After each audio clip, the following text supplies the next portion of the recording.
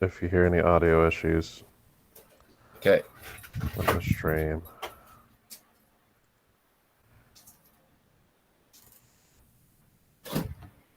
Okay, did you start it? Yeah, it started. Okay, I'm just gonna Looks like refresh it's my. live right now. Okay, I'm just refreshing my page for your YouTube channel, and I'll check that. Okay. Do. Don't think. I think I need to refresh my page again here.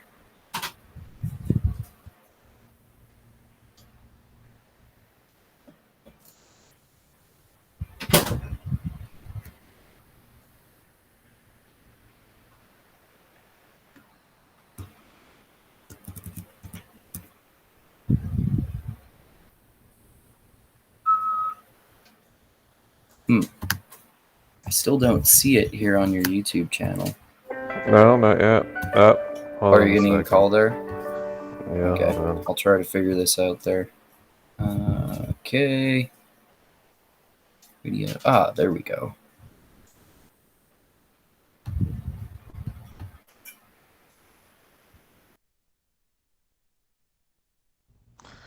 All right, hasn't popped up for you yet? No, it has. I'm just waiting for it to load it, and I'll check the audio. Oh, okay, no problem. Looks like it's showing that we've been live for about a minute and a half.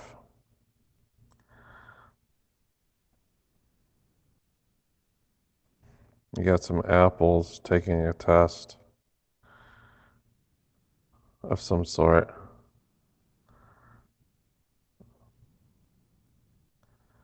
There we go. Yeah, the audio's Yep. good. Yep, All I've right. got some anthropomorphic vegetables in the background. Okay. um, all right. And fruit, So, I guess. Yeah. and a pencil, it looks like, Yep. and a Yep. calculator. Yep. All right. I think they probably made that because they know that teachers use Zoom for their Oh yeah, virtual probably. classrooms. So, like, hey, Or let's Google make this Meets. for teachers. Yeah. Oh, yeah, for Yeah. Google Meets. Yeah. My bad. Google Meets, which is we're going to retire probably after this podcast here, this live stream, because they're trying to charge us now for streaming over an hour, which is complete BS. Yeah, it's stupid. Money grubbing Google. Yep. So, yes, we're gathered here today to discuss Castlevania Season 2, my favorite season of Castlevania. I love this season. It gets really crazy. You're gonna see, man. It's the next episode you're gonna watch is insane. Yeah, I Just bet, man. ridiculously insane. But I think you know because you watched the end of the sixth episode, so you know what it's gearing up towards. Oh yeah, for sure. So I anyway, think it's gonna end up gearing up toward like mutiny and juxtapose with like getting attacked by Belmont and Alucard and Sypha or yeah. something So like there's that. like three factions. So you have one faction that's split at the end of the sixth episode, and then you got this conflict involving these three factions. It gets pretty nutty. Yeah, well, you'll see. But yeah. So starting off in season 2, the first episode of this season is called War Council, and it takes place, I think, a year after the first episode of season 1, and it's in Wallachia. I'm not sure how to pronounce it, but it's 1475, and we get a kind of a flashback of earlier in the series, and the flashback is about Dracula's wife Lisa. Yep. Hey, look, random non sequitur, but look at my invisible bong.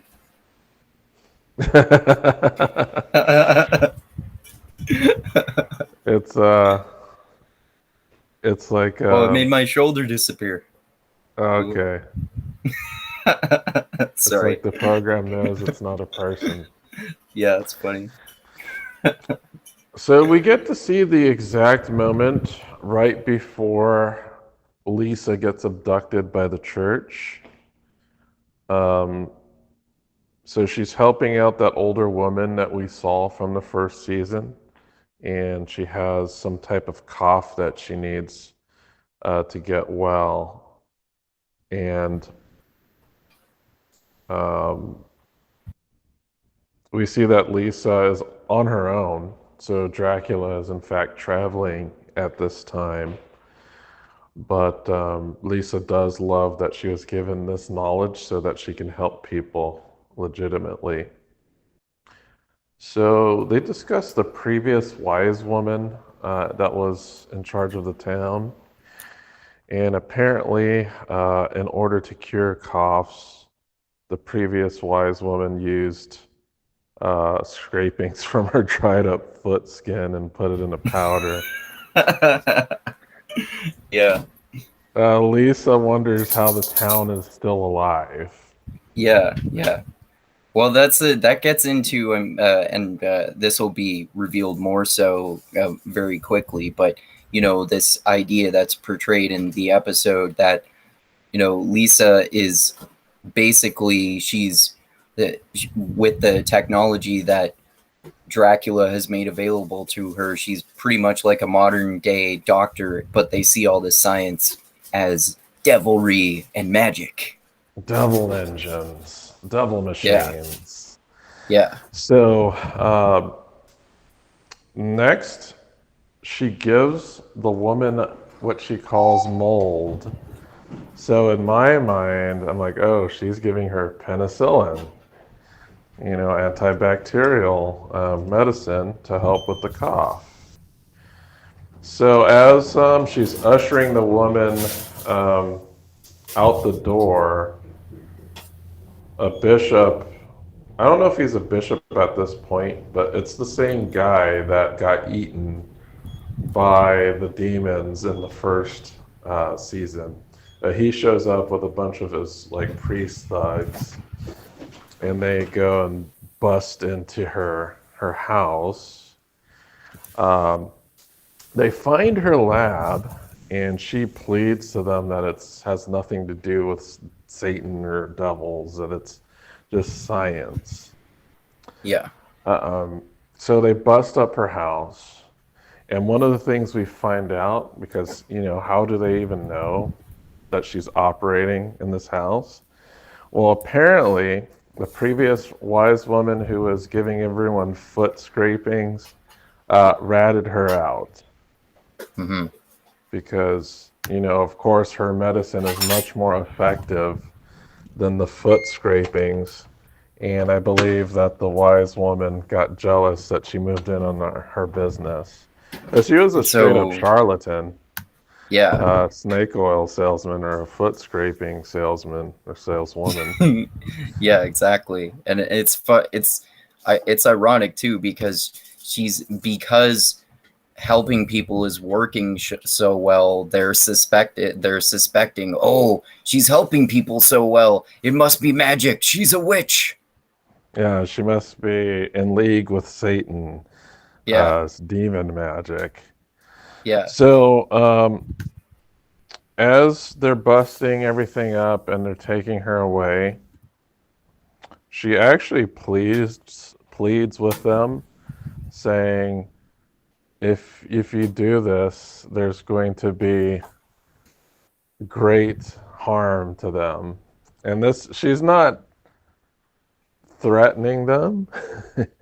She's basically saying a reality of what would happen if they pursue what they're going to do. Mm-hmm. And she basically says, I don't want anything bad to happen. You have to stop this before it goes too far. But when they hear her words, they say, oh, she's threatening the the vengeance of Satan or something like that. So, yeah, that's how she gets abducted, and they end up burning down her lab. Mm-hmm. Burning your So, house down. so that's how everything started. Mm-hmm. All right, so we fast forward back to the point of view of Dracula, and he's kind of just, I don't know, he does a lot of lounging in his chair Yeah, throughout the season, and but brooding. he's lounging, brooding, not giving a fuck about what's going on, basically. Um, Mm-hmm.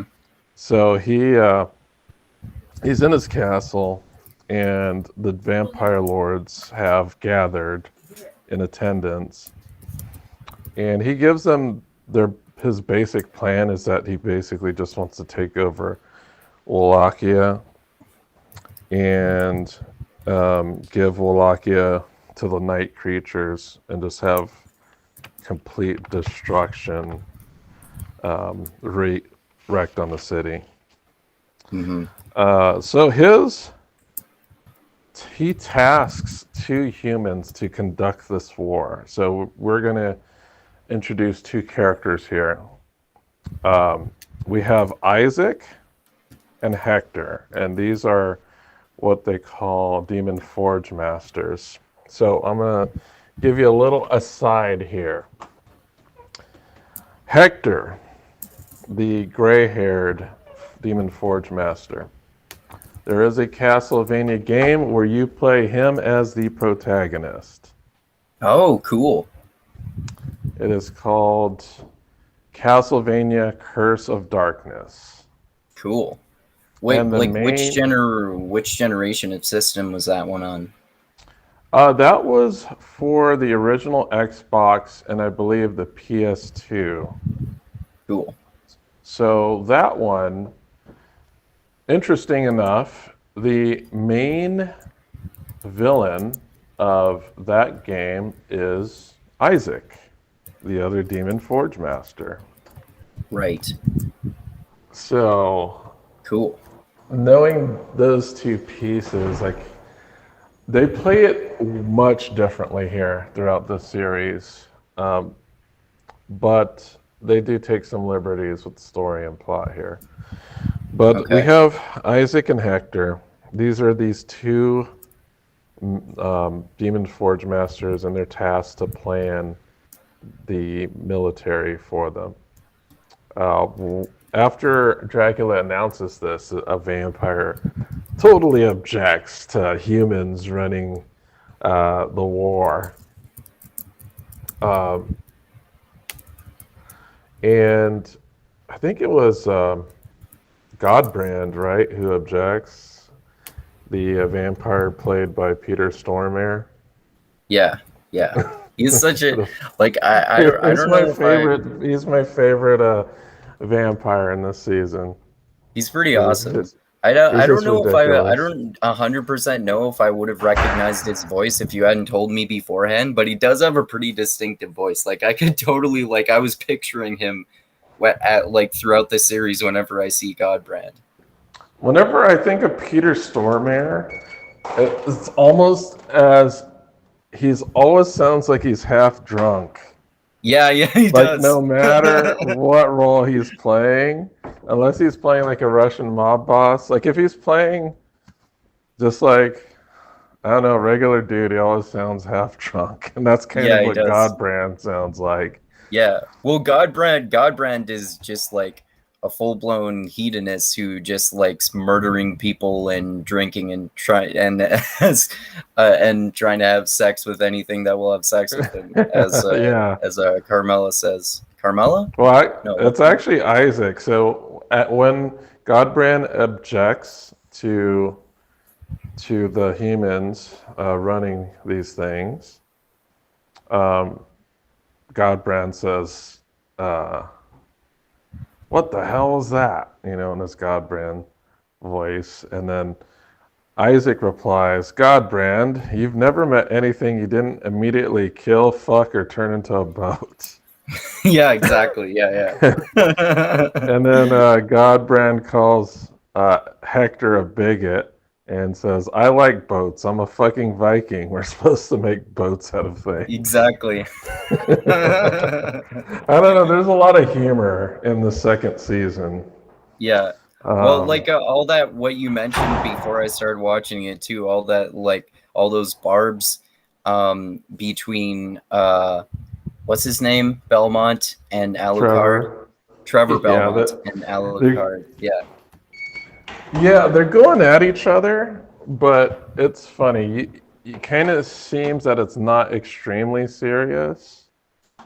It's more that Alucard is just trying to get a rise out of him for some reason. But it is pretty funny though that they go back and forth with that.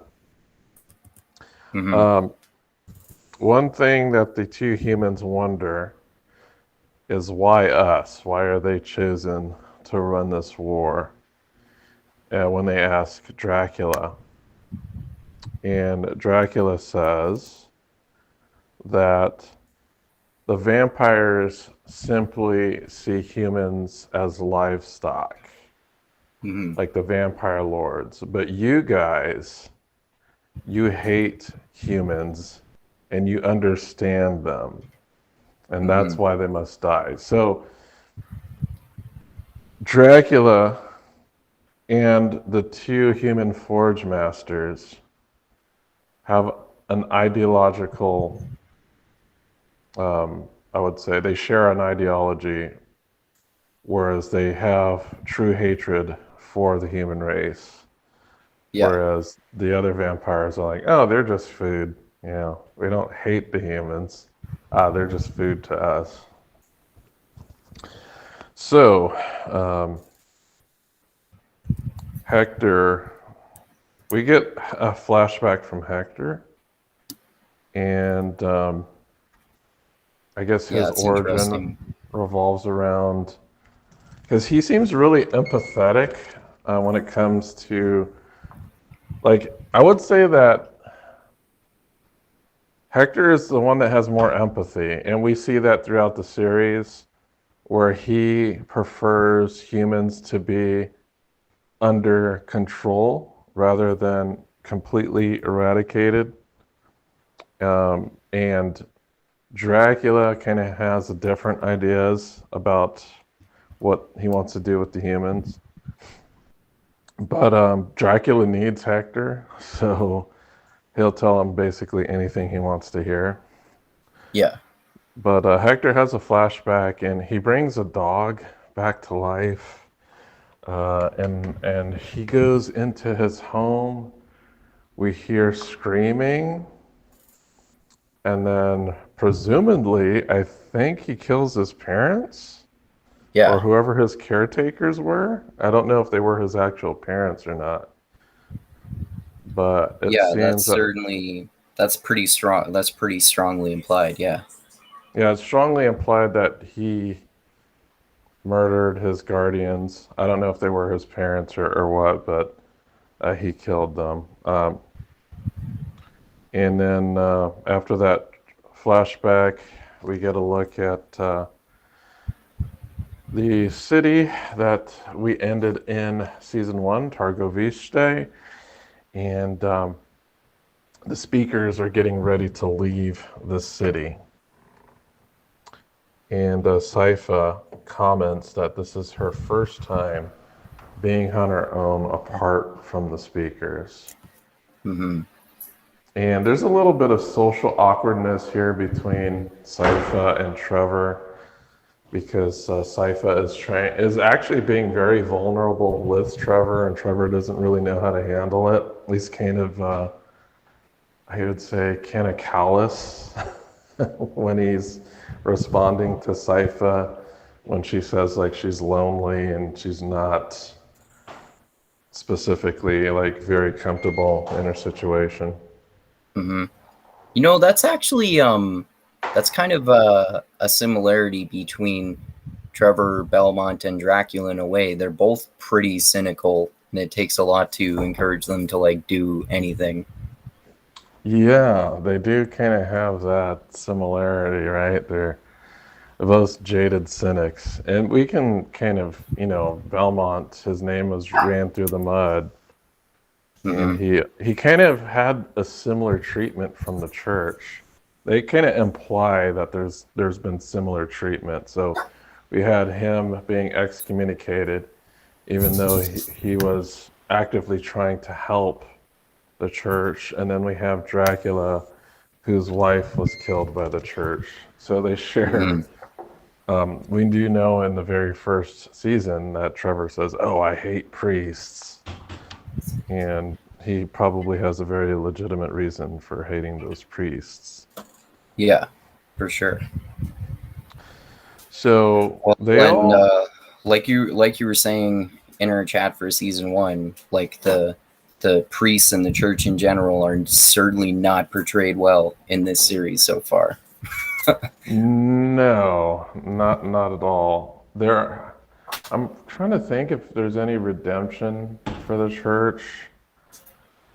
I can't think of any characters that kind of redeem the church's image. It gets. I'm not going to discuss season three because season three, they do revisit the relationship between the church. But once we get to season three, you'll see what I mean there. Um, so they all agree to venture together. Alucard wants to honor his mother by killing his father. Hmm. All right, so we go back and we'd have another. And that, Okay. did we talk about that in season one about how basically he wants to do that because his because Dracula was walking amongst the humans, like while his wife was a doctor, based on her request, and Right. then he decides to exterminate the entire human species because she was his only hope for humanity at all. And Alucard thinks that Dracula is being hypocritical for wanting to destroy the entire human race because if she were alive, she would never want him to do that, even if they had murdered her. Yeah, But even she she would knew that never he would wish do it for that to anyway, which happen. is why she warns them at the start of the season, right? Well, she knew. Well, we find out through the season that if Dracula's a vengeful motherfucker, Yeah, no like shit, man. if he cross him, he gets his revenge. I'm Yeah, not sure. Did you watch that episode where it's which like a one? younger Dracula and some people cross him and he Oh, jacks up a city? when he goes and kills 40 people, right? When he like brutally murders Yes. all those people. Yeah, I saw that one. Yeah. So he does not take stuff lightly. You mess with him, he will return that like 40-fold. Yeah. Um, like he's definitely honor culture based. Yeah. Well, I uh, was commenting. I was commenting when I watched that episode the other day. I said, "Well, at least he spared the women and children when he brutally murdered the fuck out of all 40 men in the town." yeah, he had some standards, right? At that point, Yeah. he got the people that he thought were responsible, and he left like the women and children alone. Hmm. But it's like in this season, those standards are just kind of gone. So we go back to Hector, and we see that Hector has what looks like a zombie pug. Yeah. So so he's playing with a zombie pug, and then Godbrand marches in to apologize about the outburst that they had in the throne room. And he really just wants to discuss a battle plan because he sees what's going on right now just to be chaotic and unguided. Hmm. And this is where we find out that what a devil forge master is. So he kind of shows what that ability is. and I think there's like a pile of dead bodies in the room, and then he takes one of them and he does his magic, and it kind of turns into a monster. Yeah. I like the way they set that up too, how he's just like casually doing that almost in the background while they're having a conversation. Yeah, so while Like he's it's not this big like huge ceremonial magic thing.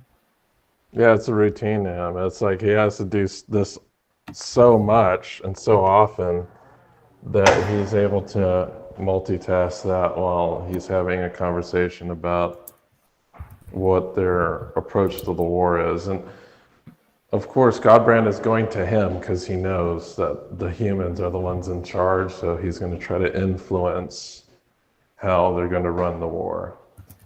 Mm-hmm. So at this point, Dracula moves the castle.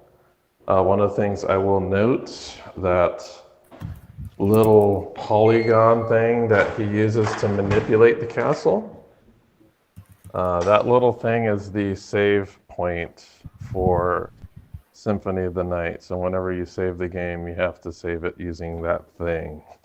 Oh, that's cool. Yeah, there's a ton of Easter eggs in this one. So the castle appears in a forest next to a valley, and that's how that episode ends. So we see how that castle moves, how they control it. Yeah, that's interesting. The next episode, episode 2, is called Old Homes. And it starts off with Trevor and Sypha arguing. And basically, Sypha is just calling Trevor out for being rude. And it's mainly because she's quite in an unfamiliar situation, traveling on her own. She's not super confident in that yet. And she looks to Trevor to get some type of reassurance, and she's not getting it. Mm. So she does. There's like a funny anecdote that Trevor tells. And, well, first, Sypha notes that whenever Trevor arrives in some new place, he's always getting punched in the face Yeah. by somebody. And that's Sypha trying to prove that, Trevor's just a joke or a jerk. But Trevor retorts, he says, that's because everyone else is a horrible piece of shit. Yeah. So he doesn't have a good outlook on people in general. Mm-hmm. And then we do see that Alucard is quite nice to Sypha, and then she rubs it in Trevor's face. Yeah. So they do discuss Sypha hearing myths about how the castle moves, and then Alucard confirms the myth, telling her, oh yes, that's one of the things that the castle can do. Mm-hmm. And at this point, Sypha says that she wants to trap the castle, find some way to trap it. So right now, Trevor suggests that they return to the Belmont Hold, and he believes that there's a treasure trove of knowledge there that will help them defeat Dracula. And they all pretty much agree that that's a good path to take. Alucard also states that he's glad he didn't eat Trevor. And Trevor is glad that he didn't turn him into shoes. One of them says, eat shit and die, and I believe Alucard retorts with, yes, fuck you. And they're always fucking with each other. Yeah. And then Alucard tells Trevor, I'm trusting you, don't make me regret it. And then Trevor tells him everyone does in the end. Yeah. And they depart, going towards their destination. We'll go back. Next scene is back at Dracula's castle. It's super noisy in there, and it sounds like all the vampire lords are arguing amongst themselves. And the humans, Hector and Isaac, are having a really hard time wrangling all these lords. And we do see that Dracula is just getting pretty much pissed off. At this point, Carmilla shows up from Styria, and when she arrives, she immediately throws shade at Dracula. So she basically outs in front of everybody why she asked Dracula why she didn't turn his wife, and if she really cared about her, he would have turned her. And everyone's like, that's true. So Dracula gets really pissed and he asks for a word alone. So they go back to his little room and his little chair, his mopey room. And it's interesting because it's kind of like the game of houses going on here. Yeah, definitely. Like on the outward, it looks like they kind of have a cordial-ish relationship, but we could tell behind the scenes that she's probably scheming. Yeah. So basically, Carmilla showed up late, and she also seems to know a whole lot. Granted, she hasn't been there. Dracula inquires about this, and he finds out that she had been informed by Godbrand, who apparently is pussy whipped by Carmilla. Yeah. Or just easily tricked, or both. Yeah. So he tries to address the wife issue at that point. We go back to Alucard and the group, and he tries to explain how. Well, he's asked about his vampirism, how he's able to stay out in the sun and whatnot.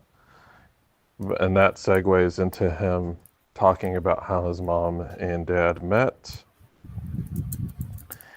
And Trevor makes a dad joke about that. I know he said that, I don't even remember, I didn't write down the whole joke, but I know the punchline had something to do with bloodletting. Oh, yeah, I don't remember.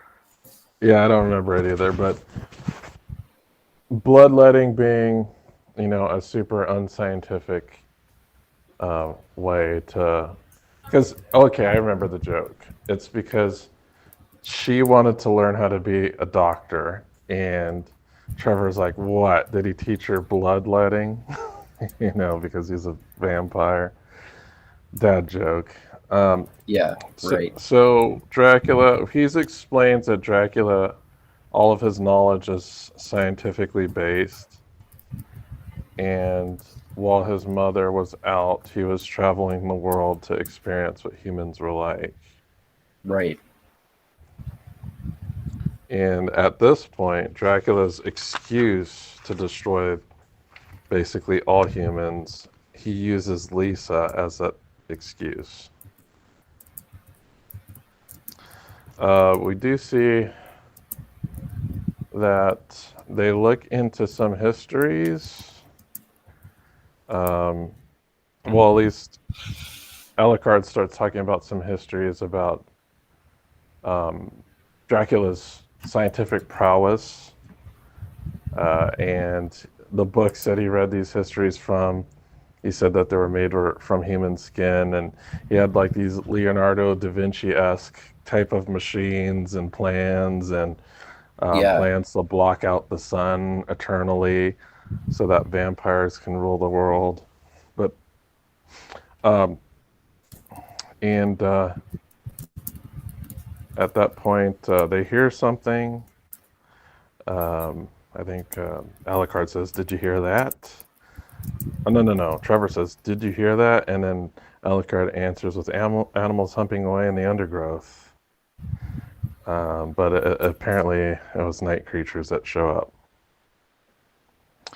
So they prepare for battle. So here's something that's notable here. There are two night creatures here that are notable. One of them is a winged demon. The other is kind of like this long-necked, beaked monster with a spear. Yeah. All right. So these two demons are actually the first boss in Castlevania Symphony of the Night, the game in which Alucard stars. So the demons are called Gaibon and Slagra. Gaibon is the flying demon. Slagra is the demon with the spear. The note on combat, I basically just wrote Sypha is a badass. Yeah, for sure. I didn't put anything specific here, but yeah, it's a pretty. All of the demon killing scenes are pretty gruesome, but I Yeah, find definitely. that Sypha has some really inventive ways of killing demons. Yeah, the way that she uses magic is really cool. You're gonna see some pretty badass stuff too in in the next episode, man. Can't wait till you see it. It's probably you're gonna be like, holy shit, this is freaking nuts. Almost the entire episode is combat, I'll tell you that. So, Nice. next we get to see a scene of Isaac, and he is self-flagellating. Is that the word? Yeah. Self-flagellation? Yeah, so he's whipping himself with this belt strapped with spike studs, and we go back to a flashback. And this flashback is strange. It starts, he's being beat, but what looks like a Knight Templar? Is that what you would describe him as? Oh, I didn't think of that. I guess I didn't. I guess I didn't really think about what type of person his master was, other than just that like he's his slave and that guy is his master. Well, he was a knight. Well, he was wearing armor, and he had like a white petticoat with the red cross on it. Oh, okay. I didn't And notice that. that's kind of like Templar knight. That wouldn't surprise me because it would be furthering the theme of just showing how evil religion can become. Yeah, so the Templar Knights, they were occupying force in the Middle East, which it does seem that is where Isaac's origin story takes place. At least that's what it seems like. And he always makes references to the desert and how he hates the sun and hates the heat. But he's being beat by a Templar, and he's being beat because he did something out of. I think he was doing something that he wasn't being told to do. Like he was actually doing it as a gesture of goodwill towards the knight. And from what I surmise, would you say that? I guess Isaac is gay, right? Because the knight asked why he did the thing, and Isaac's answer was because I love Oh you. yeah, yeah, right. I remember that. And Yeah. his master like either deliberately or unintentionally misinterpreted it as that like he just loves him because his master, but he seemed to obviously be meaning it in a gay way, and then he obviously flips it around and says I'm beating the fuck, and basically expresses a sentiment of I'm beating the fuck out of you because I love you, and that's when he flips and kills him, right?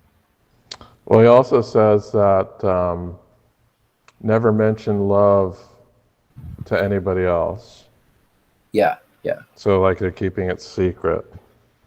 So, yeah, so he goes whole hog on Isaac, and then Isaac, when he says, what does he say that sets Isaac off? I kind of forgot.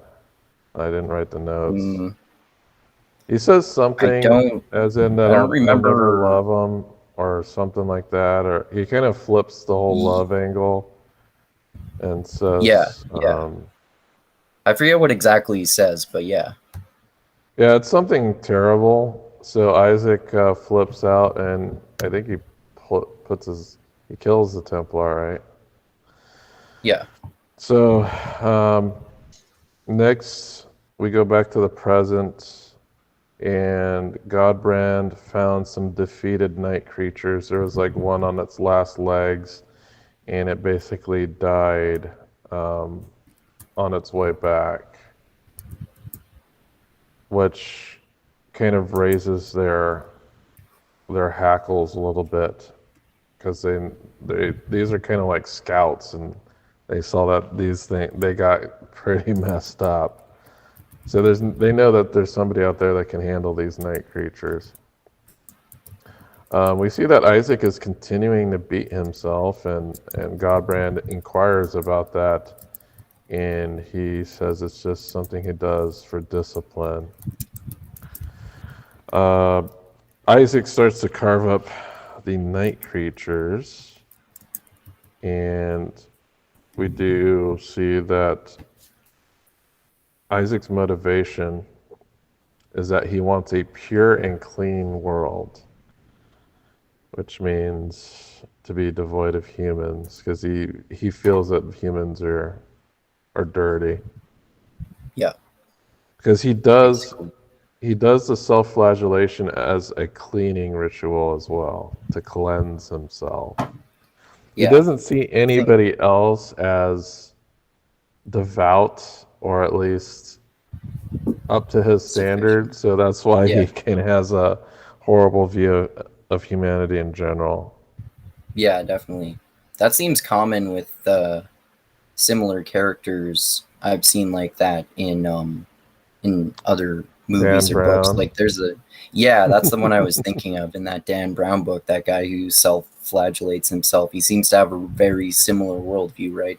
Like it's a cleansing purification ritual and other humans are not pure or clean enough. Right. Um, so it's also mentioned that running water and vampires don't mix. So Yeah, we'll I thought see. that was interesting. But then Godbrand counters, like, running water. I take baths and I'm on boats all the time. Hmm. And someone says, enough. I don't know who it was. I just wrote enough. And next we have a conversation between Hector and Carmilla. And Carmilla is trying to convince Hector that, yes, this whole war effort is chaotic, unguided. And she pushes him as well to make a more concerted effort. And she mentions Brayla, I believe, as a point of attack. Hmm.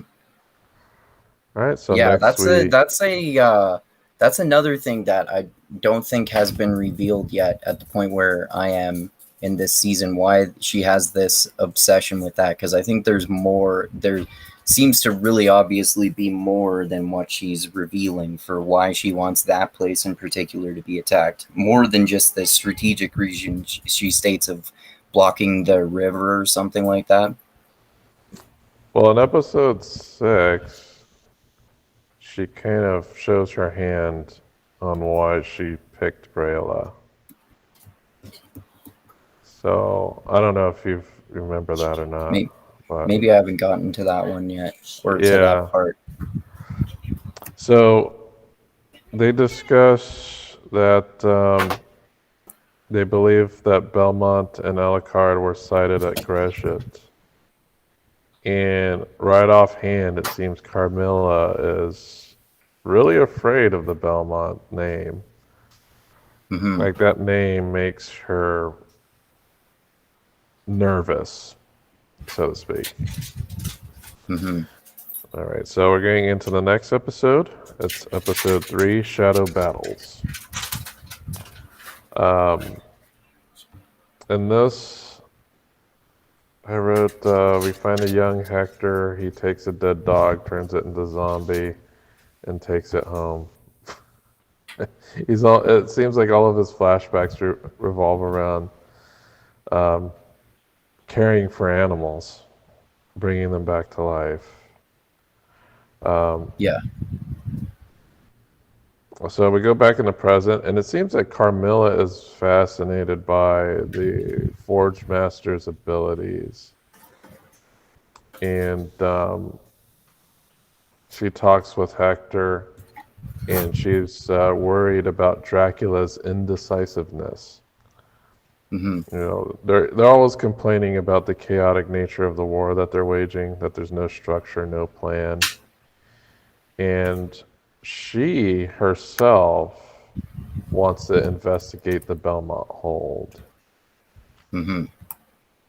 And what I'm thinking is she probably wants to see what's in there in order to defeat Dracula, maybe, or some other scheme that she has up her sleeve. Yeah, something like that, probably. Yeah, so we do see a flashback on how Hector and Dracula met, but I don't think they actually met here. It sounds like they've met before, but Yeah, this is when Dracula asks him specifically to work with him to form an army. And I think this is after his wife got killed. So after yeah, his wife got killed, he approaches Hector and asks him to create an army for him.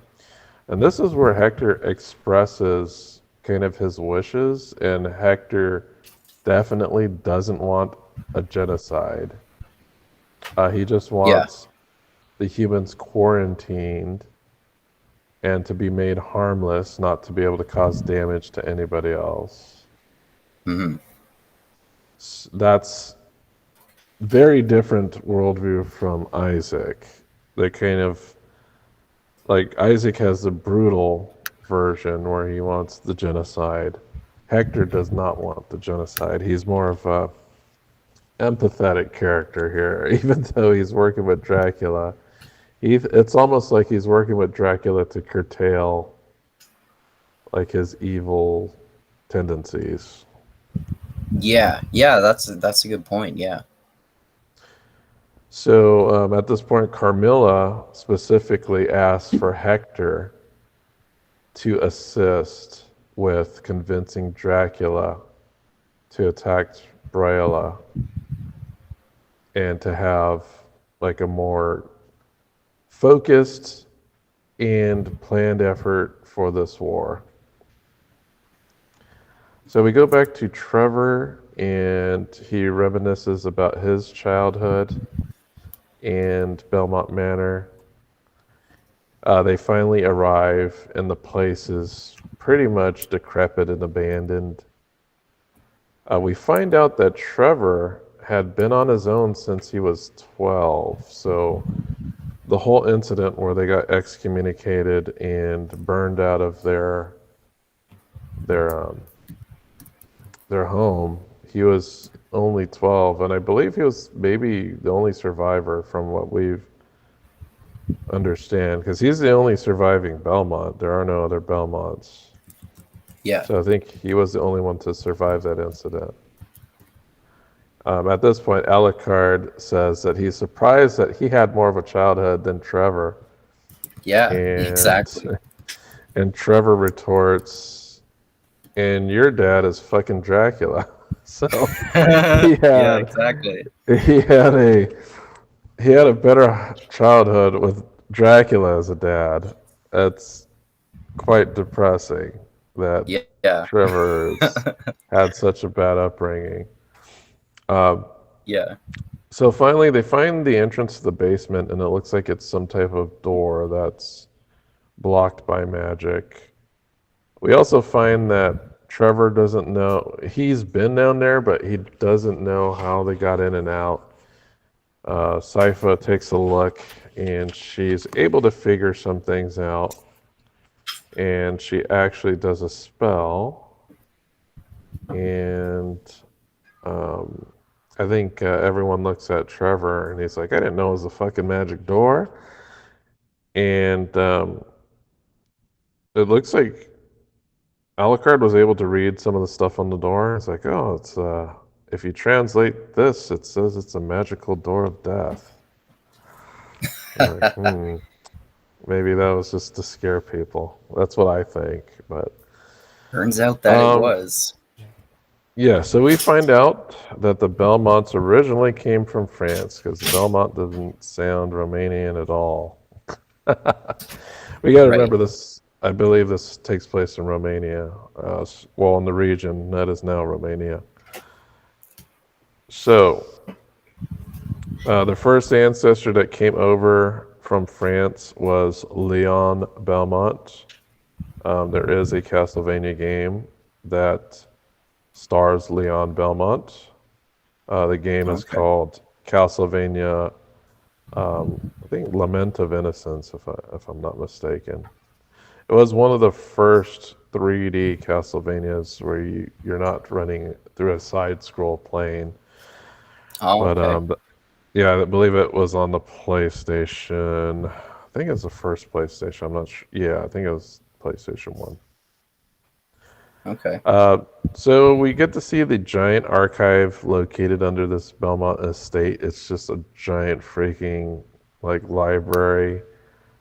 It's like the most crazy like nuclear bunker ever. It's huge. It seems to be bigger than the estate that was on top of it. Yeah, for sure. Um, so after observation, Alucard calls Trevor's family mentally ill hoarders, and he says he expects to find mummified cats. Obviously, a hoarder joke. Yeah. Um, Eventually, we see that Trevor finds a chest, and inside the chest contains something called the Morning Star. Yeah. An even better weapon than his whip. Yes, so this is a canonical weapon from the video games. The ultimate upgrade that any of these whip wielding vampire killers, like there's a bunch of different Belmonts, but the final upgrade to the weapon is always the Morning Star. Oh, sweet. Which so he finds this Morning Star, sweet, and then we see that Sypha's amazed of the archive, and she's just kind of giddy and happy with all that knowledge there. So Oh, we go. I just got a last minute warning that our call is going to end soon. All right, well, let me set up the next call so that as soon as this one drops off, I can start another one. Okay. And let me start that right now. All right. Yeah. I didn't see the warning until just now. All right. But I think it's Yeah, let me get set up Google Meet already. New meeting. um and what were you just saying? You Oh, were yeah. About well, the it's Morning another Star. scene. Oh Yeah. yeah, so the Morning Star, it's in all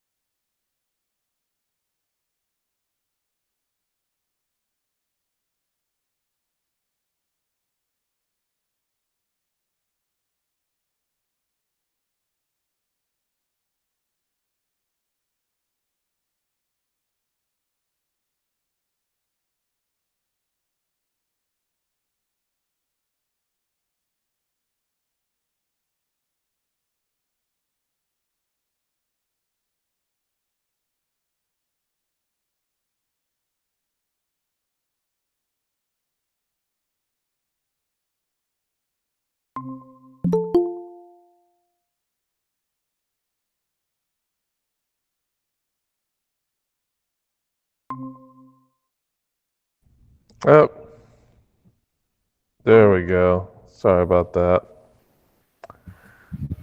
So let me switch the window over so we got the right window displaying in the stream. Okay. Let's see. There we go. Here we go. All right. Okay. Back to normal. Sorry about that, people. It's Google. I blame Google. Yep. Yeah, so we were talking about the Morning Star. Yes, the ultimate upgrade in all of the Castlevania games for all whip users. When I was little, I just called it the chain whip because that's what it looked like to me. I didn't know it had a specific It's pretty much what it is. Pretty much.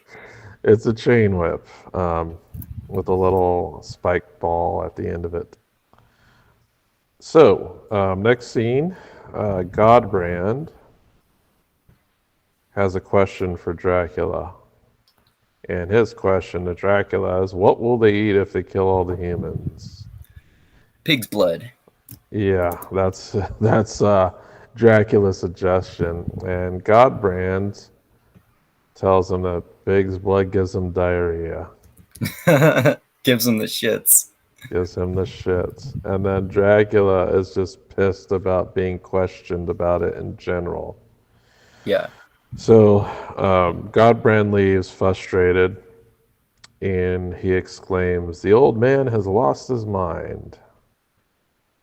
And I think right out the door, I don't remember if it was Carmilla or one of the Forge Masters, but he does note that Godbrand says he doesn't think he could take Dracula in a fight one-on-one. Oh, yeah, definitely not. Yeah, Dracula is strong as fuck. You'll see in the next episode, man. He's like ridiculously powerful. I bet. So, after, so it is Carmilla he was talking to, and Godbrand is super frustrated and tells Carmilla straight up that he doesn't want to fuck her, and she gets super pissed off, and she punches Godbrand and he flies down a flight of stairs. Yeah. We get a little bit of a story about Carmilla's past. Apparently, it's almost like, I think her story is kind of like feminist, I guess. That she was abused by the vampire that turned her. And it sounds like she was used as some type of sex slave. Eventually, I forgot that. Yeah, and then she killed the vampire that turned her. Because it sounds like when they turn somebody, those who they turn become their thralls. I don't know if you've watched True Blood. They kind of have the same mechanic in that. What's that mean again? I've seen True Blood, yeah, like the first few seasons or so. Well, you know how, like, whenever, what's the main vampire's name? Like the one with the brown hair. I forget what his name is. Well, anyway, he like turns the girl from Daredevil into a vampire, and she basically has to obey him. The girl from Daredevil? Yeah, she's the girl from Daredevil. Yeah, I forgot she was on True Blood. Yeah. Yeah, so she has to. The blonde chick, right? Who works with Matt Murdock and his lawyer buddy? Right, she has to obey him because she was turned by him. So there's kind of like that same relationship dynamic that goes on here in Castlevania. So she killed her master. And we see that when she killed her master, he was flung out the window and he was naked. Yeah. So my guess is trying to like rape her or something. Mm-hmm. So she calls Dracula a mad, cruel old man as well. So she's kind of equating Dracula to her former master, who was cruel, old, and mad. Yeah. All right, next I think it's episode. it's so dumb of her to make these assumptions of him just being like not caring to the point where he's out of touch and incompetent. I think that's getting way too excessive, and she's definitely going to pay the price. Yeah, it's funny because that price isn't. It's actually her own fault, and it was accidental. Oh, But interesting. yeah, you'll see what happens. So, episode 4 is called "Broken Mast." Um, and in the beginning of this episode, we see Godbrand going buck wild on a bunch of humans, just like Yeah, destroying them. And then we find out that he was just dreaming, so it wasn't even true. But we can see he is, pretty cool scene nonetheless, though.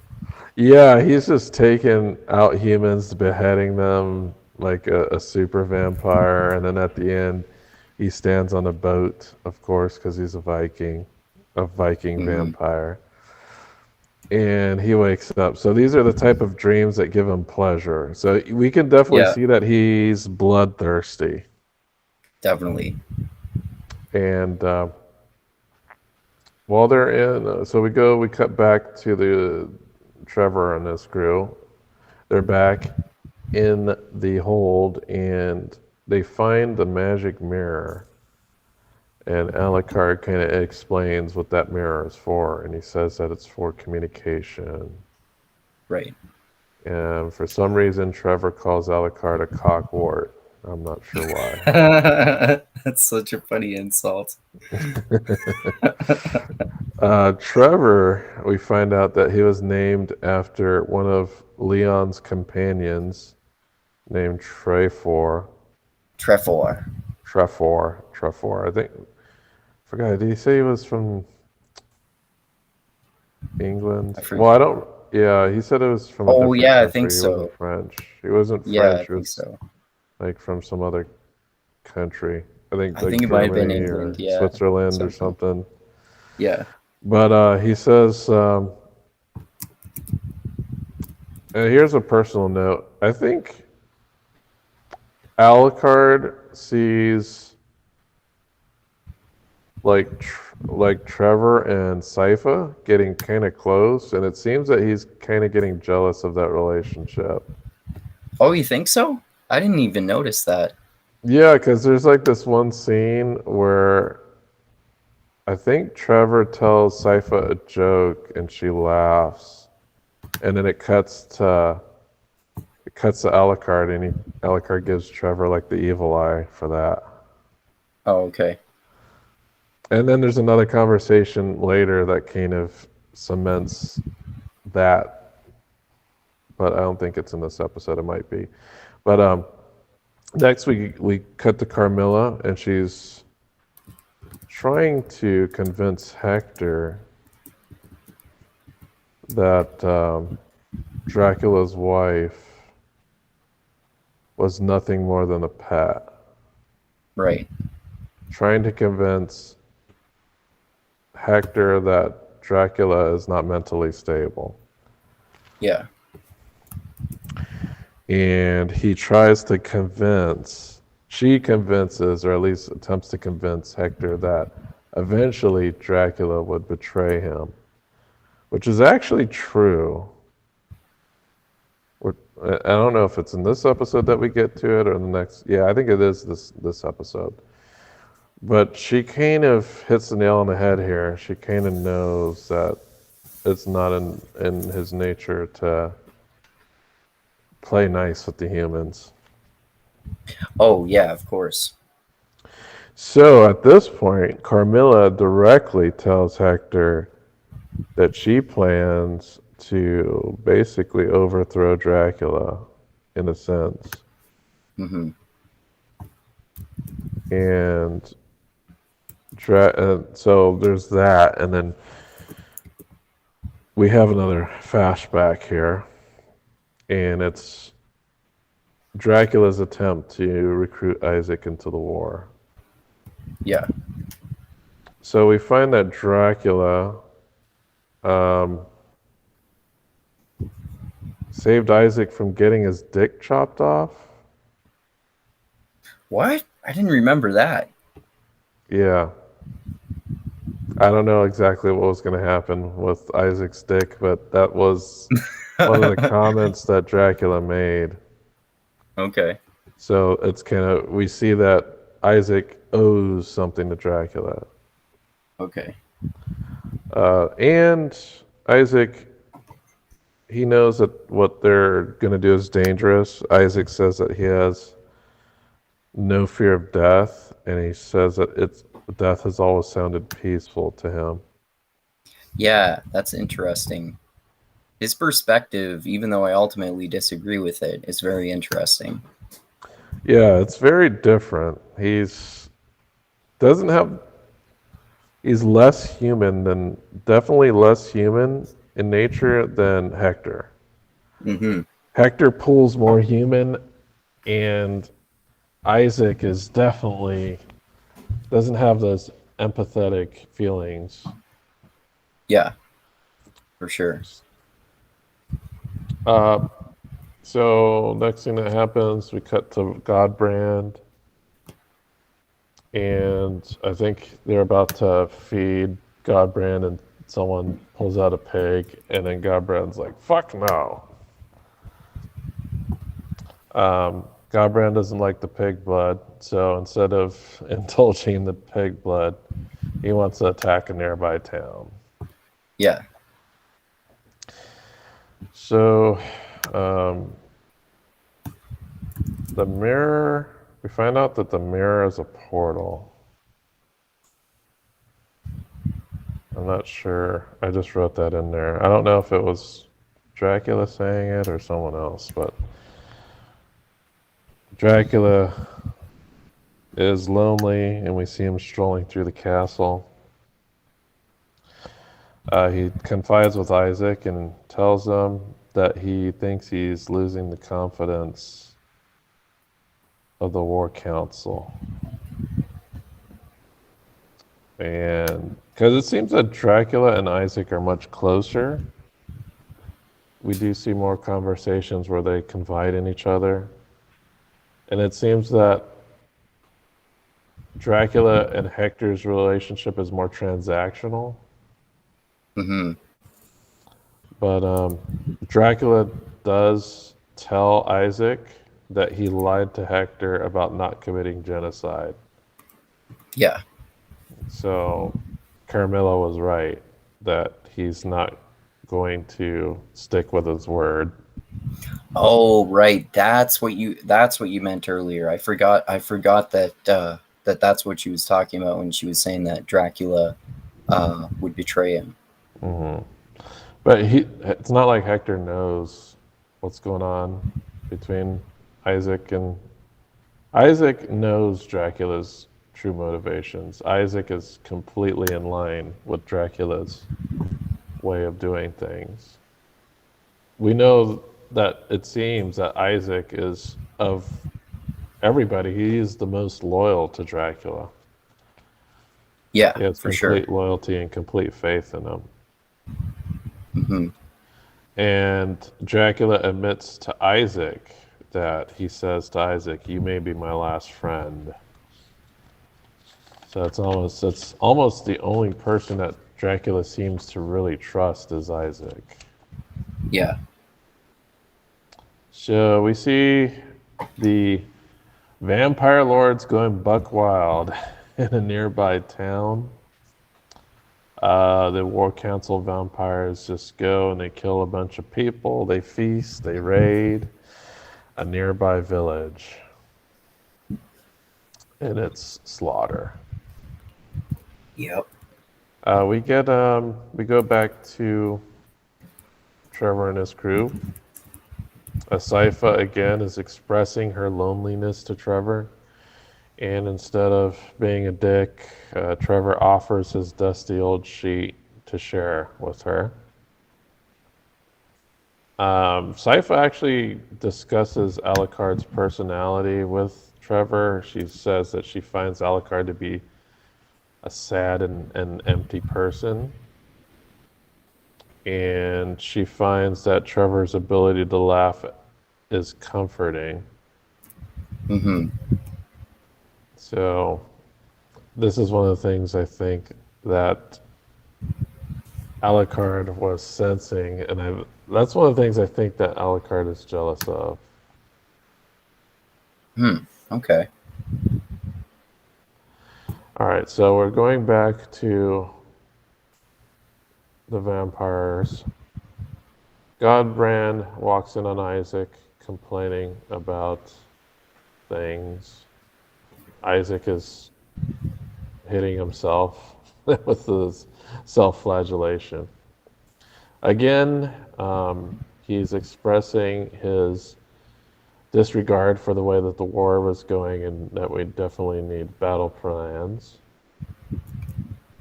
And he admits that Alucard, which can hinder them, is almost as strong as Dracula. Mm-hmm.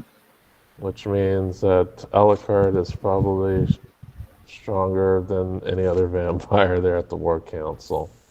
Yeah, for sure. Alucard's pretty strong, but Dracula is far stronger.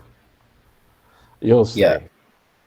I bet so. I bet that's because like he's a vampire human hybrid, but he's a Dracula human hybrid. So he's half the strongest vampire, but he's also half human, which makes sense. So his Dracula half, maybe that makes him so powerful that he's more powerful than the other vampires, but because he's half human, that weakens him so much that he's weaker than Dracula. Yeah, he's also a daywalker, so he doesn't have Yeah. any of their weaknesses. Yeah. Yeah. That's true also. His human half. Yeah, his human half protects him from the vampire weaknesses. So we find out Godbrand actually admits that he's going to cross Dracula, or at least force his plan into action, which is to attack Brailla with Carmilla. Upon hearing the treachery, Isaac kills Godbrand. Mm-hmm. And so we know that he's definitely sad. I was loyal. sad because Godbrand was funny. Yeah. But now he's dead. Yeah. But now he's dead. Oh no. One of my favorite vampires. He was hilarious. But yeah, that also cements, like, damn. Like, the same thing happened to Isaac. And Isaac, instead of going along the plan, killed the person who suggested the treachery. Mm-hmm. And we have Hector, who accepted to go along with it.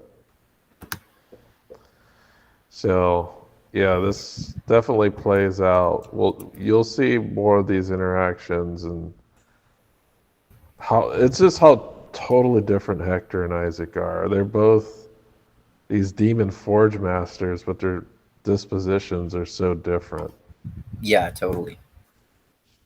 And that is how episode 4 ends. So, I guess we're going to do the latter half next time. Yeah, that's cool. All right. Did you read anything interesting this past week? Yeah. Earlier today, I listened to one of those audiobooks you sent me, which is Being Human, which I didn't realize before. I only just realized when I started reading it today. It's a collection of Robert Sapolsky lectures. Yeah, so it was better than I expected because I didn't realize that it was written by him. So yeah, that's awesome. I love how I like his book Behave that we talked about a long time ago more because it's so much more detailed. But I love how how complex he gets and how he does get into interesting and like contradictory and surprising scientific details, and then he tells you like what the lesson should be of these studies rather than just what the data shows us. And I like his like hippie mindset too. His quote that I quoted all over social media: an open mind is prerequisite to an open heart. That's how he ended his last lecture. So I love that. Mhm.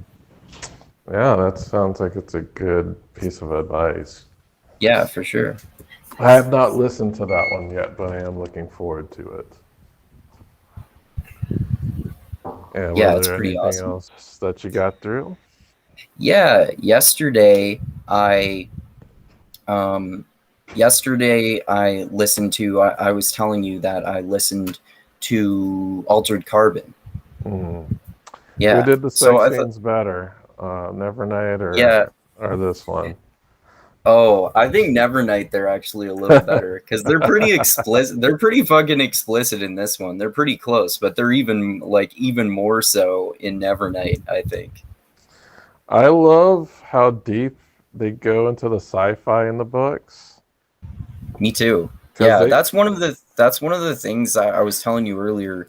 I like the I'd say I like the first book and the first season of the show almost equally, and that's one Mhm. of the things that I like more about the book than the show. All the really cool sci-fi details that they go into.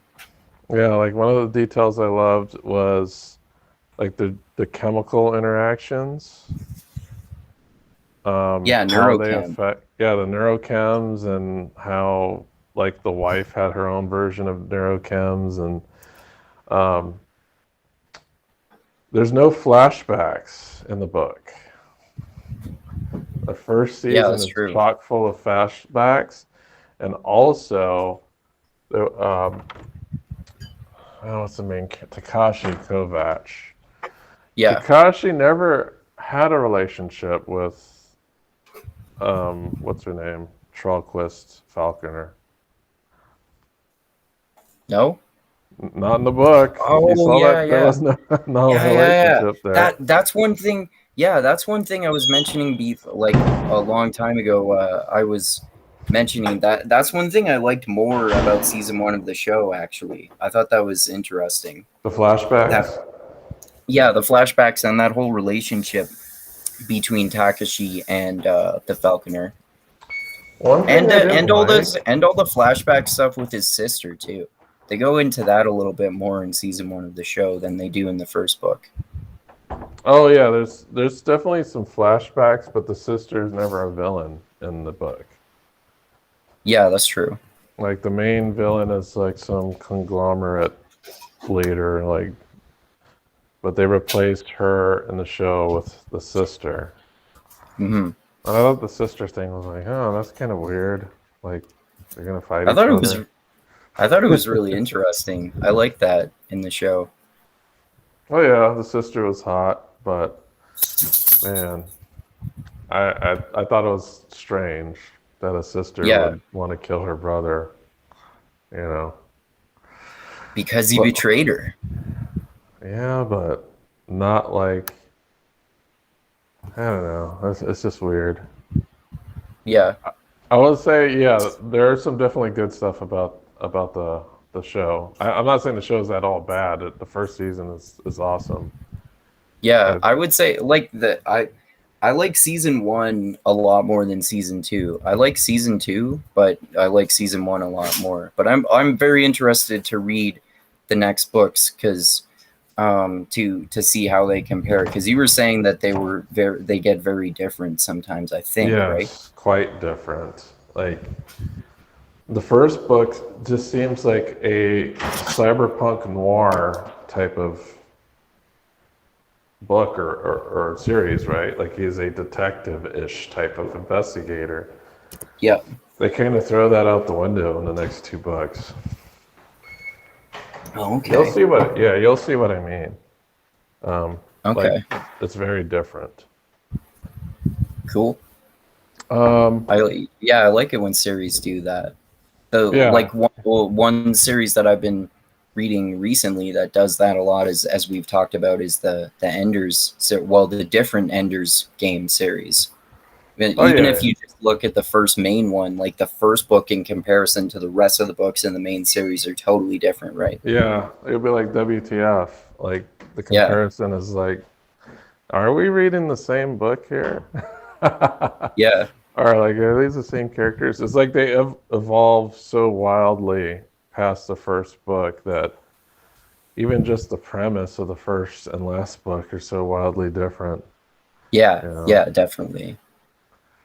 But because I know it's mostly like a redemption story Yeah. from Yeah, Ender pretty much being, after the first book. Yeah.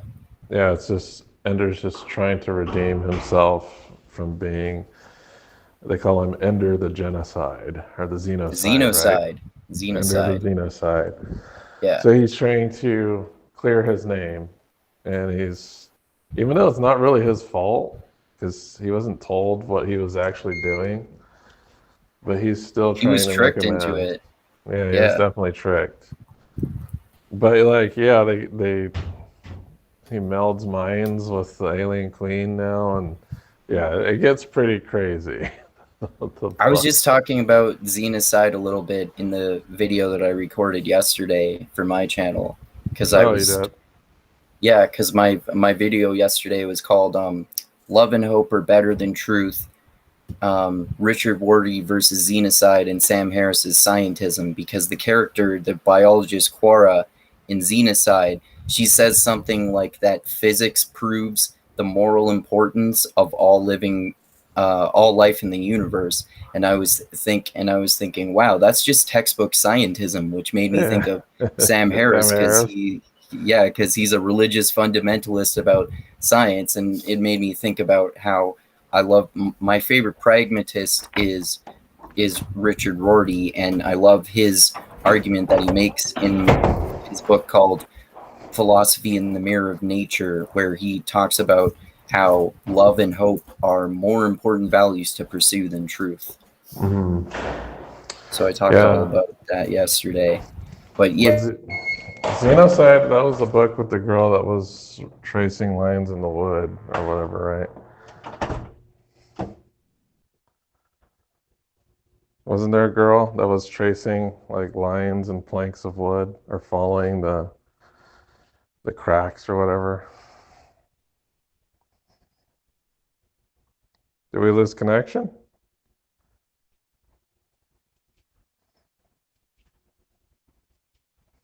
Did the room get shut down? Uh-oh.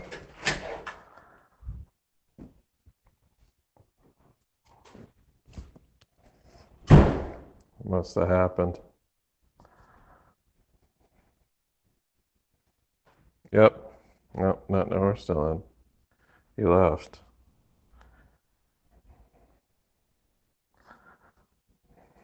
Uh-oh. Oh, you're back.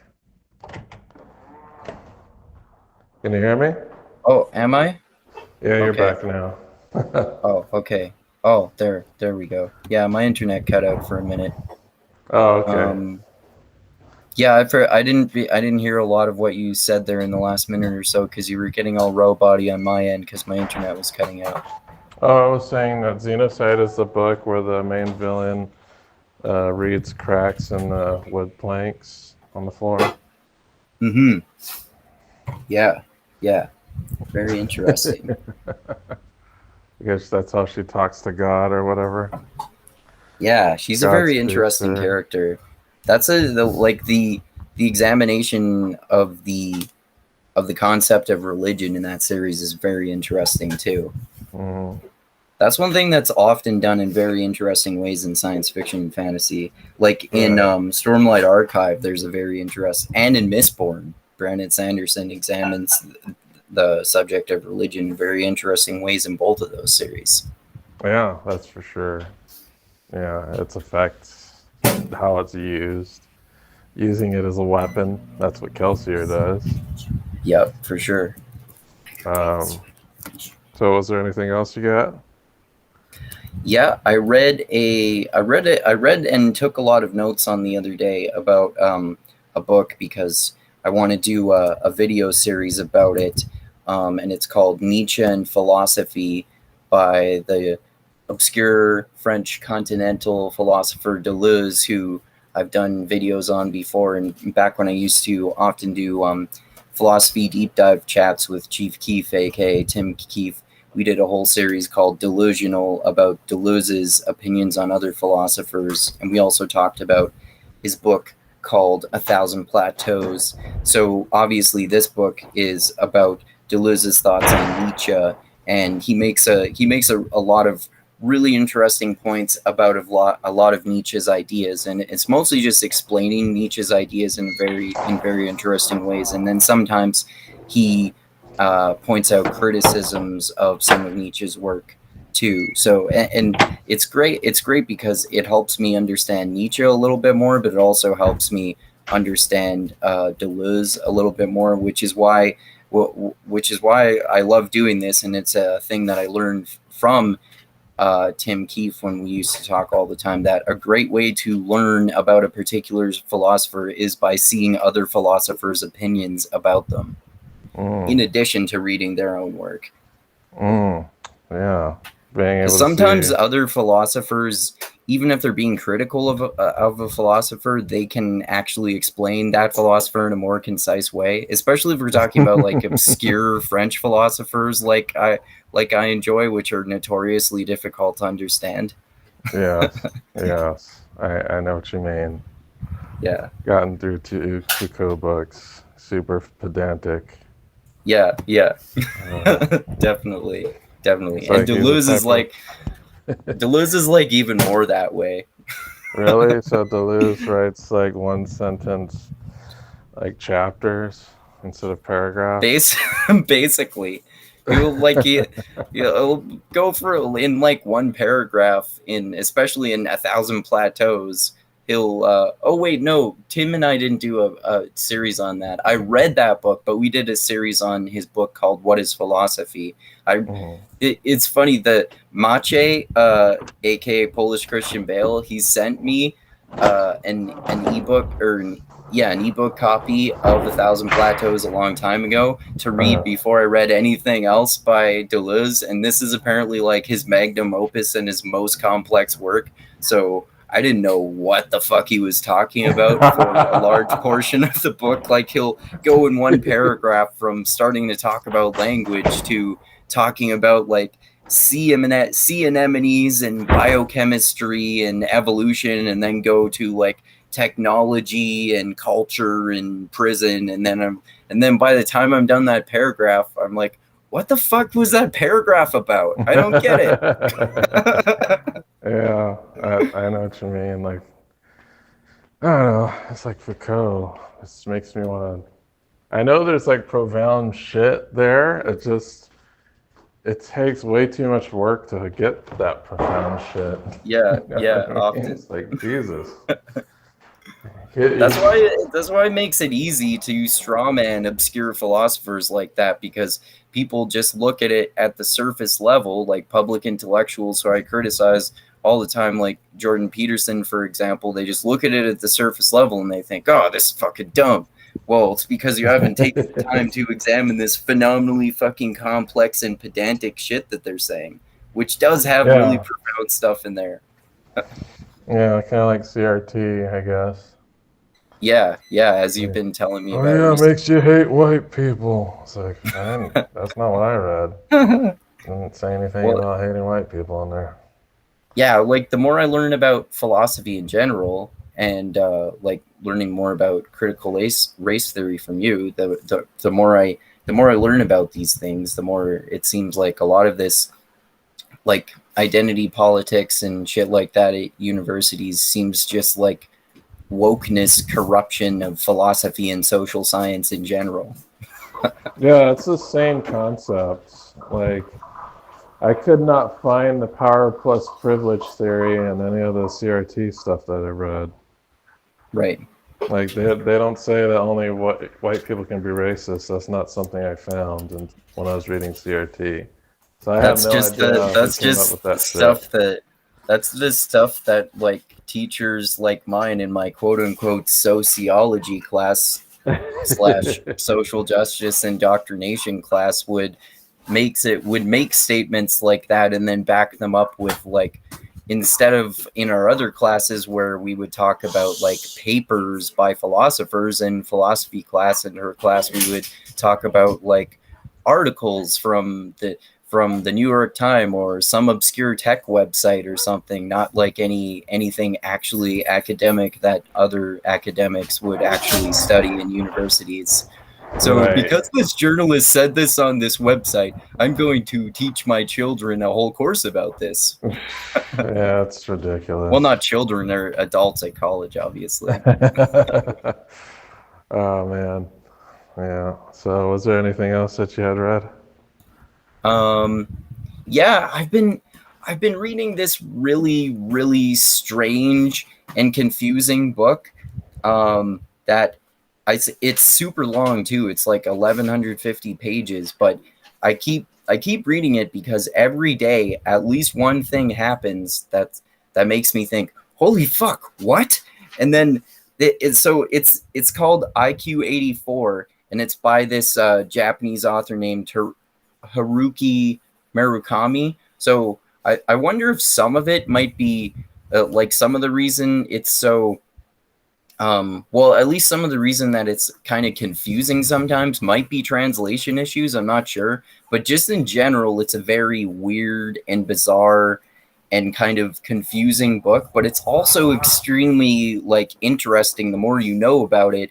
Like the more you read, the more you realize, oh, are these things connected in this way? And then this means that and that and this. And then I always find out, oh no, that's not what it is. It's totally this other thing. So it always keeps me second guessing myself. So it's kind of like this like semi fantasy slash science fiction slash mystery novel, like about two two sets of people existing in two different parallel realities, and there's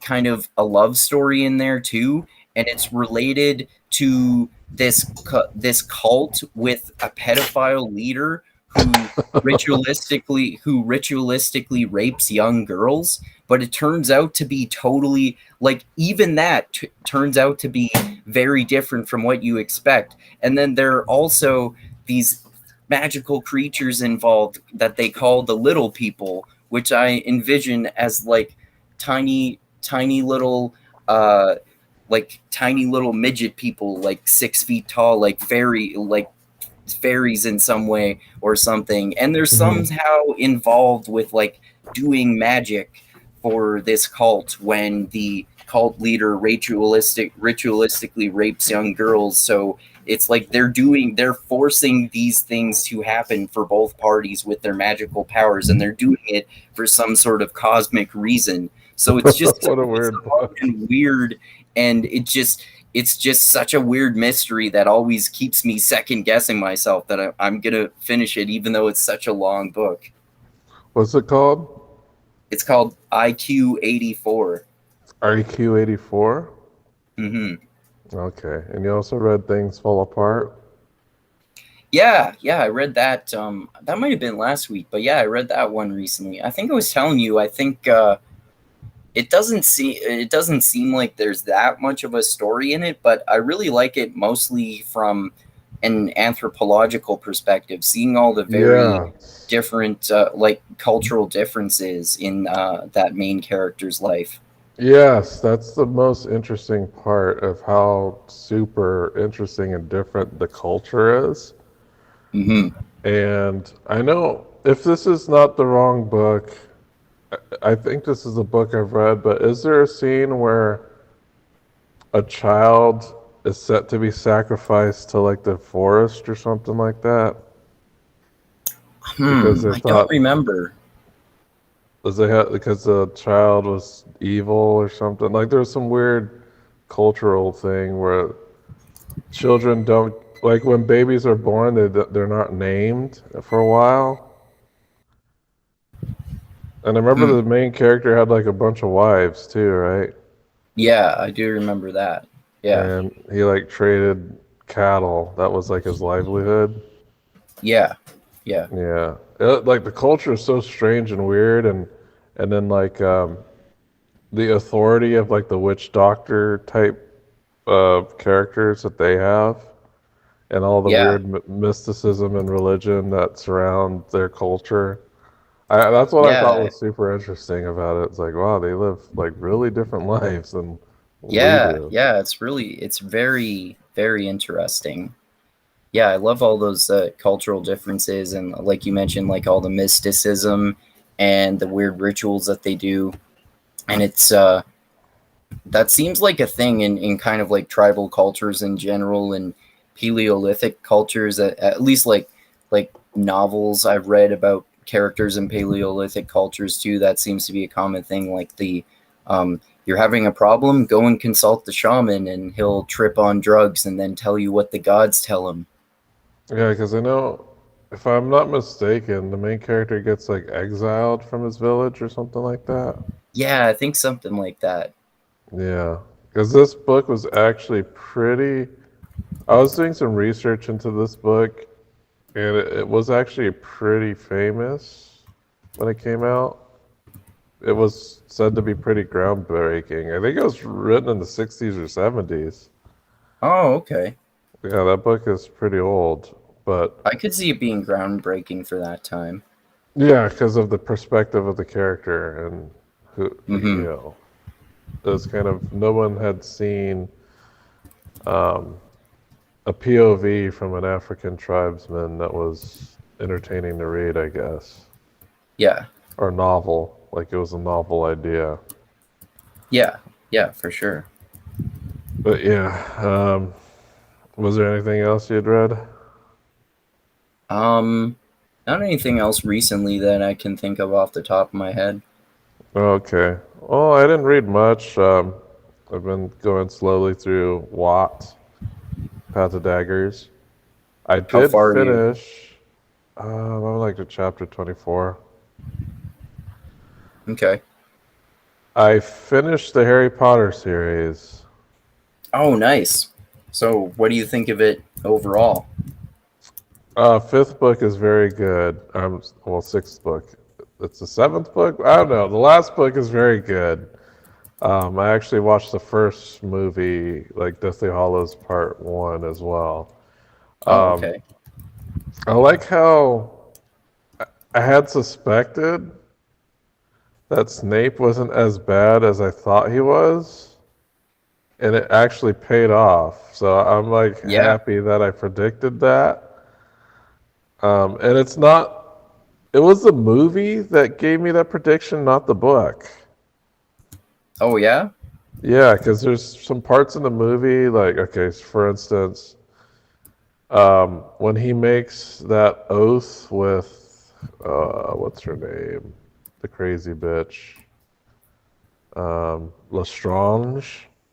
Oh, yeah. He makes like that pact, and he seemed like he really did not want to do that. I felt that him, I don't know, there was just something about the way he acted that scene that made me think that he was not as what I seemed. And then I also thought about like Dumbledore's complete faith in him. Mm-hmm. So I was like, because I knew at the time where he killed Dumbledore, even though that's not the reason he killed Dumbledore, there was the pact that he made that he had to protect Malfoy. Mm-hmm. So I thought that he was doing that to protect Malfoy from the grief of having to murder somebody. But as we Yeah. found out, like they had like a huge master plan that Snape was following. That was Mm-hmm. like you find out at the end. I was like, oh shit! Like, yeah, he killed Dumbledore because Dumbledore was dying anyway, and uh, And and uh, arguably Dumbledore, if he knew everything, he might have even wanted him to kill him. right, and then we find out that Dumbledore like is morally gray also ish. Because when he was young, he had like some pretty ambitious plans, and which included ruling the Muggles. So we're like, oh, and then we see that Harry questions Dumbledore's motivations because he wasn't told everything. Hmm. So yeah, I thought that was really interesting. And another thing I was thinking too is like, wow, I know we had a chat about heroes. What would Snape be? Yeah, that's a good question. Because there's like I was looking up people's opinions about Snape, and some people really hate Snape, and some people really think he's a hero, and some people Yeah, don't. it's funny that it's that polarizing because it's kind of like you said, he's kind of like morally gray. It depends on what aspects of his character you look at the most and focus on the most. Yeah, he's definitely because there are the aspects. Well, yeah, he really only cared about Lily, which was Harry Potter's mom.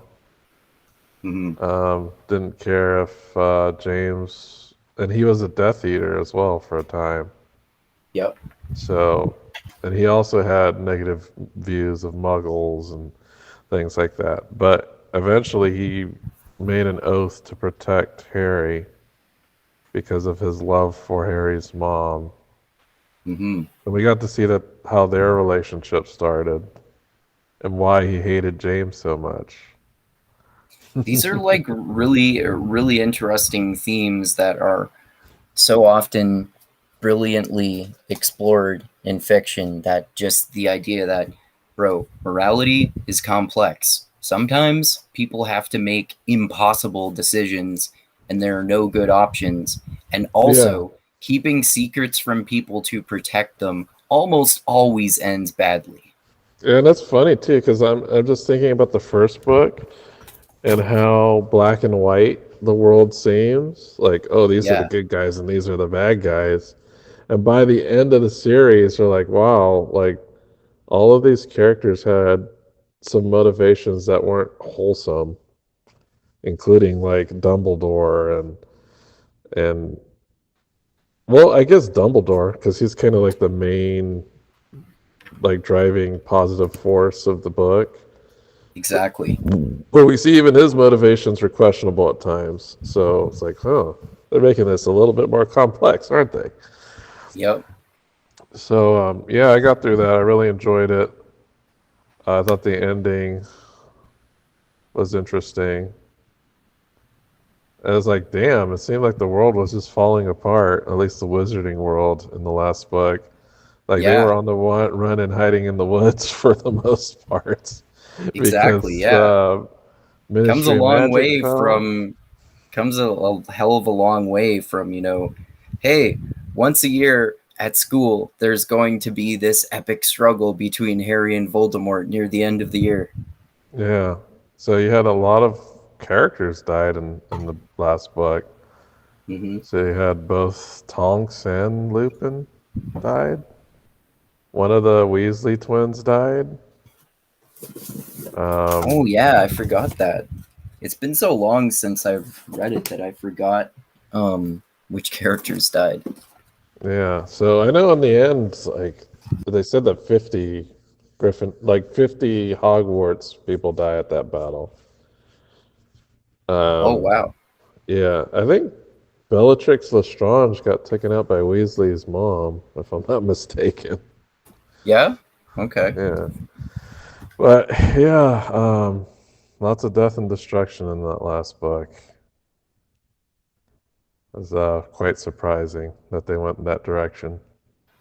Yeah, it certainly gets fucking dark from how much of a children's book, especially the first three were. Yeah, for sure. And like the four is where it kind of makes that turn. Goblet of Fire, where his friend gets killed by Voldemort. Hmm. But yeah, it's like, oh wow, that's a pretty dark book now. But yeah, Yep. I really enjoyed it. I didn't know what I was getting into. I would say I watched the first movie and the death of Dobby was pretty damn sad. Yeah. Yeah. I like how also as the series progresses, and it gets darker, it gets more and more high fantasy and like less and less YA, like we were talking about. Yeah, more towards the older end of the spectrum. Yeah. Yeah, definitely more. That's pretty cool of her to do something like that. Yeah. And right now I'm listening to Side Jobs. Oh, I didn't realize you hadn't listened to that yet.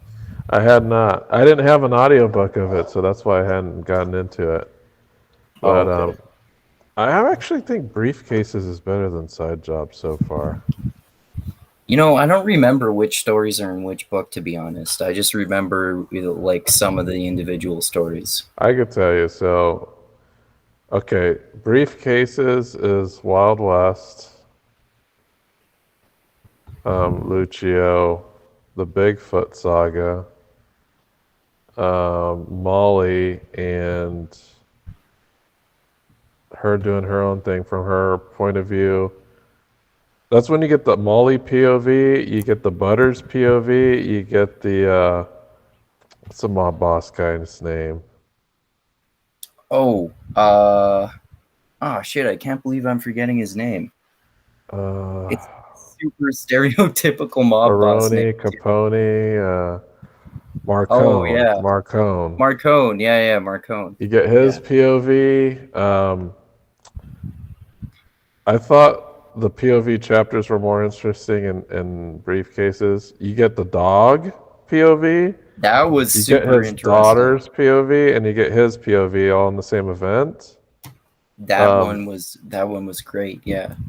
yeah, so Side Jobs, I'm not finished with it, but the only alternate POV I've gotten so far was Thomas, and everything Oh, else okay. was Harry's POV. But Oh, okay. I Yeah, the liked one from Thomas's perspective was really cool. yeah, and yeah, that one was really cool. That there's like this whole hidden war that they're kind of the Oblivion War, where they're trying to erase gods from the existence of the minds of man. Mm-hmm. And there was that one. There's the one where there's like a rogue priest that's trying to steal the holy swords. Um, Oh, but yeah, the Knight's Cross swords. yeah. There's the story, the prequel, like the super prequel, where Harry first meets Murphy. Murphy, and he's still Yeah. working as like a PI for someone else. And I know that Oh, right. character comes up in another book that he goes back to and he talks to him. Oh, I forgot I that. think his name was Nick or something. Oh, okay. Like he goes to his old buddy to help him out for something. But yeah, I think I really did like Briefcases better so far.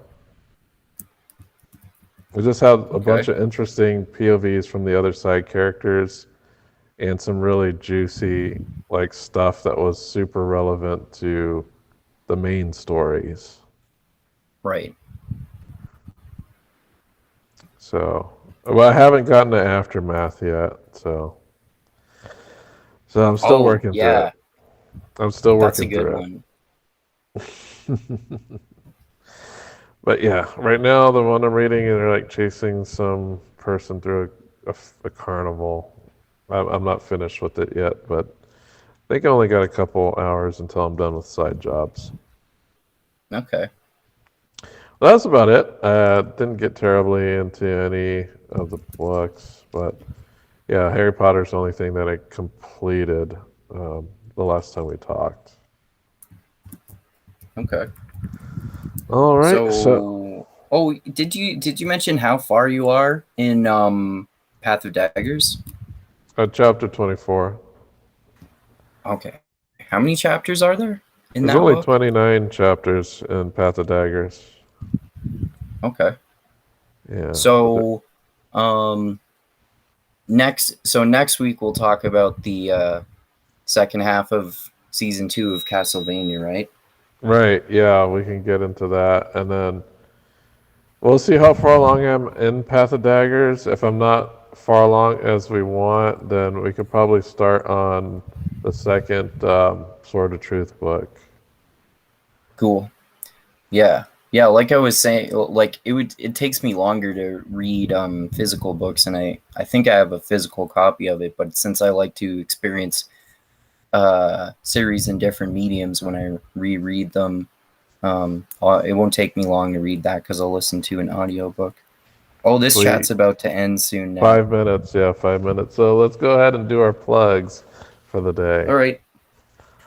Yeah. So, as I mentioned earlier, people can check out my YouTube channel, Mindgasms, where I did that video on love, hope, truth, xenocide, Richard Morty, Sam Harris, and morality and philosophy.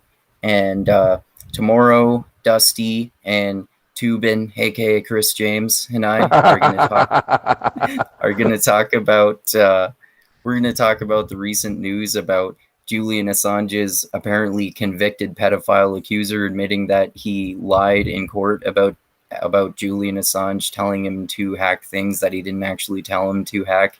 Yet Assange still remains imprisoned, as he has been for about 20 years. Well, Bill Cosby was recently released due to a technicality. So what does that say about the American criminal justice system? Not good things, I would say.